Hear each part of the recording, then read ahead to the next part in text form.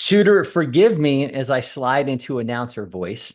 Previously on Coffee and Curveballs, Shooter Hunt was touring the eastern portion of the Midwest, seeing all there was to see with the must-see 2027s. But his tour of the Midwest is far from over as we continue a defining stretch for this current sophomore class before the recruitment window opens this summer.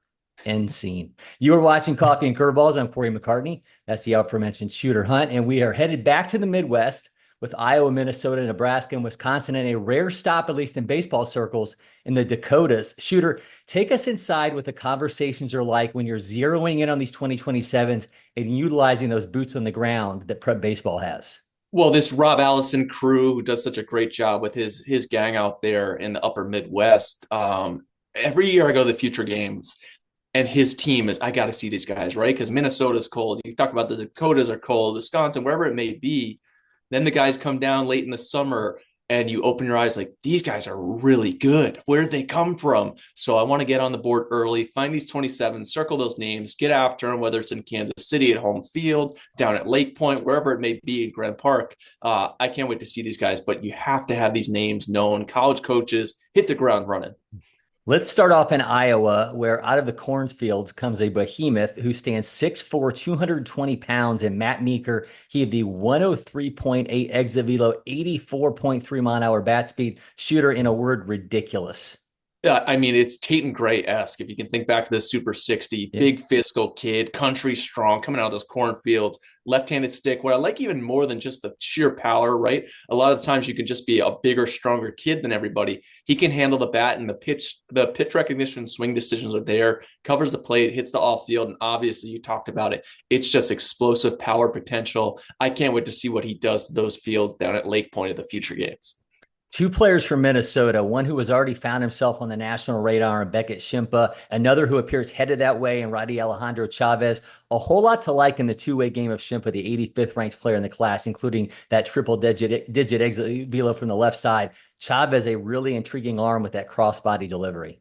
Yeah, and you're just betting on aggressive athletes who have some aptitude. Becket Shimpa is up to 92 plus throughout preseason workouts on the bump. The arm really works as the strikes continue to come. He gets more comfortable with movement patterns. He's got a huge upside on the bump, but he also really can swing it. And you don't want to take that away. You can go get it in the outfield a little bit, but it's really the bat that's playing there. But in the end, I expect his velocity to continue to jump. You talk about Alejandro Chavez, and I'm watching him from a distance. Wow, this guy can really move. It's about as clean and electric as it comes out of the hand for a guy. It's solid and uncoiling. If you can watch here, I'm sure we're showing the video right now of how he uncoils down the mound. It jumps out of the hand with a hoppy fastball, feel for the secondary, but he also can swing it. And again, athletic kid, good frame, going to continue to grow. He's another guy I can't wait to see.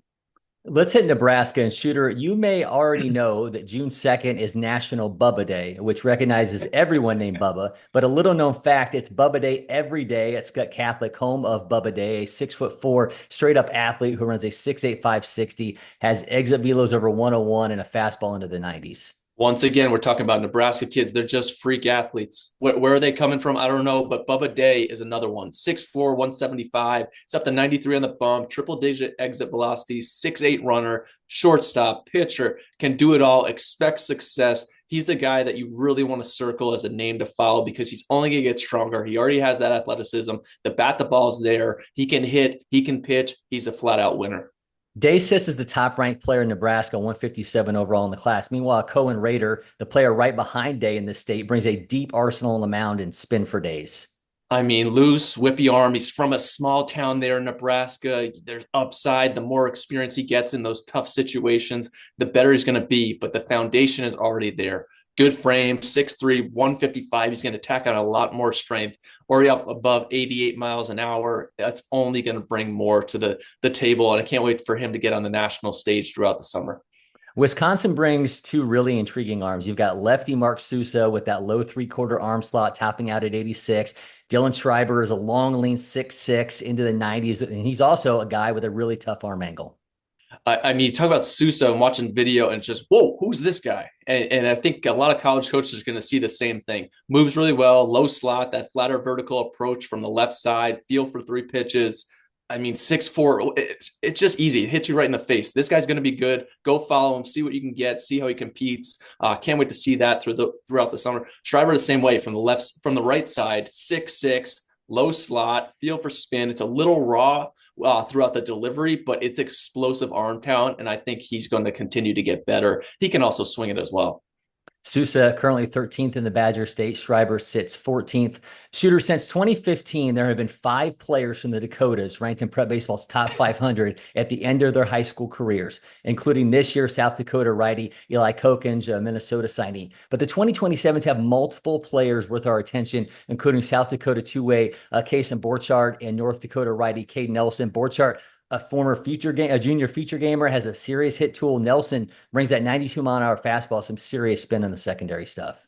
Yeah, Borchardt kind of similar to Shimpa, where it's a two-way potential, throws a lot of strikes with a strong arm from the left side, but can also really swing it. There's some flick in those wrists, sprays it all field. He's coming from a cold weather state in South Dakota. You don't expect him to be as advanced in the plate as he is there from the left side. Really looking forward to seeing him. And Cade Nelson, another guy who hops on the mound. I'm thinking of a Dax Whitney type who came from Idaho. He's having some success at Oregon State, but a physical athlete, 6'2", 180, 3 pitches. The fastball's up to 92. It's heavy with some sink.